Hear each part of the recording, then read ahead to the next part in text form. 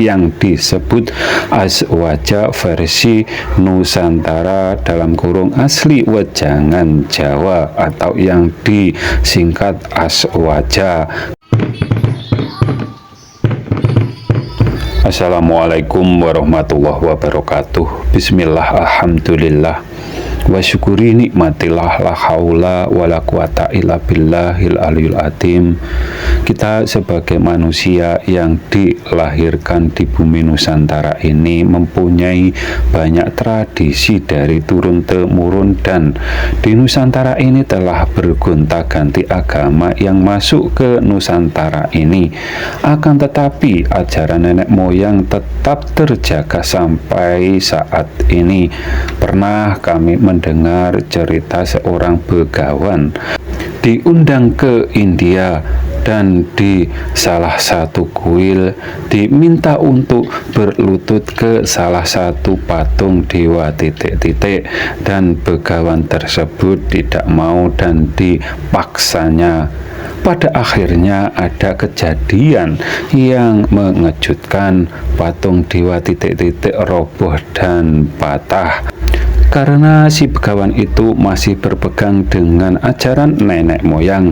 Kalau tidak salah, nenek moyang kita orang Nusantara bernama Siti Khoturah dari istrinya Nabi Ibrahim yang ketiga. Kita sebagai orang Nusantara seharusnya tahu dan mengetahui apa yang menjadi pegangan atau yang menjadi wejangan nenek moyang atau yang disebut Aswaja versi Nusantara dalam kurung asli wejangan Jawa atau yang disingkat Aswaja.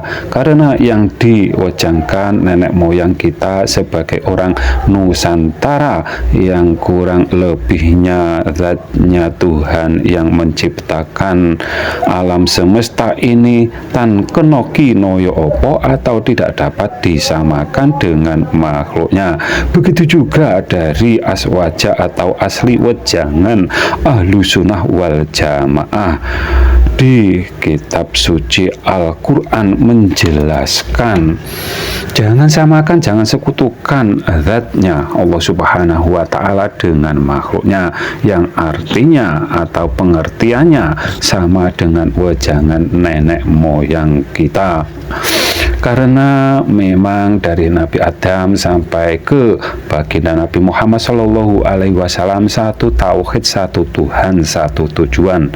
Yang disebut Islam itu tujuannya ke yang menciptakan semua dalil, bukan memuja yang seperti dalil.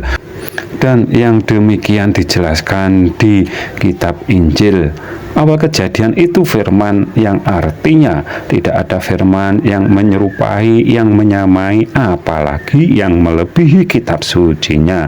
Ini dalam bentuk bahasa kias, yang artinya sama dengan pengertian wejangan nenek moyang atau juga seruan ayat Al-Quran.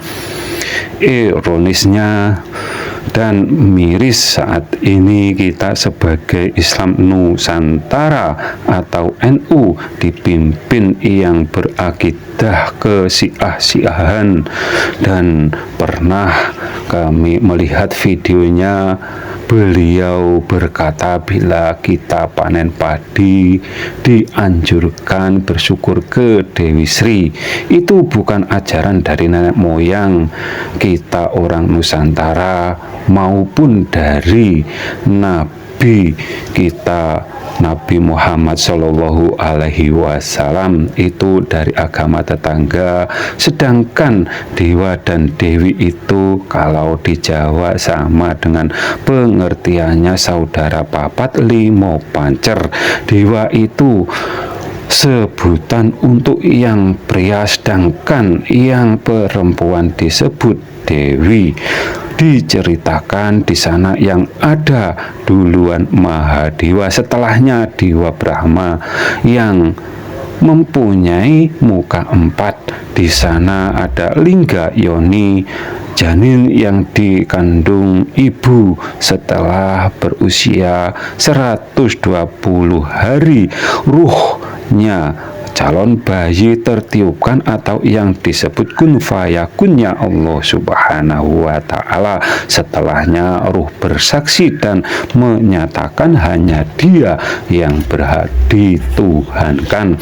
Anak manusia yang telah akhir balik diwajibkan mencari ilmu agama yang pertama kali menjadi rukun Islam dan rukun iman, mengenal Tuhannya. Bila sudah diilmui rohaninya dan terbuka tirai penghijabnya ruh, selalu memandang ke zatnya Allah Subhanahu wa Ta'ala, tidak ada lawan mungkur atau membelakanginya, yang digambarkan seperti Dewa Brahman yang mempunyai muka 4, dan ada yang beranggapan Dewa Brahma itu dari nama lain Nabi Ibrahim. Kalau dilihat dari sejarahnya, Samiri adalah umatnya Nabi Musa, yang berarti mungkin hanya wejangannya Nabi Ibrahim yang diajarkan Nabi Musa, seperti yang di Jawa saudara papat limo pancer yang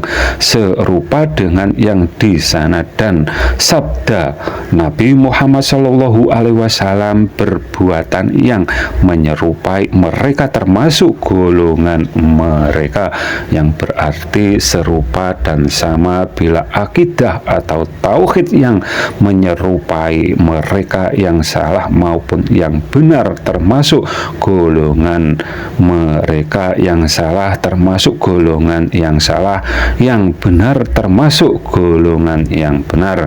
Dan lingga yoni sama artinya dengan gua garbaning ibu atau kandungannya ibu, dan di sana ada duplikat Ka'bah, kemungkinan dari zamannya Nabi Musa. Dan orang yang suka menuduh bila ada yang hormat ke bendera atau yang lain dibilang menyembah bendera atau yang lainnya, berarti mereka hanya menyembah Ka'bah atau sajadah itu atas dasar pola berpikirnya mereka sendiri yang menyatakan demikian. Apabila ada kata yang salah, kami mohon maaf. Akhirus salam, wassalamualaikum warahmatullahi wabarakatuh.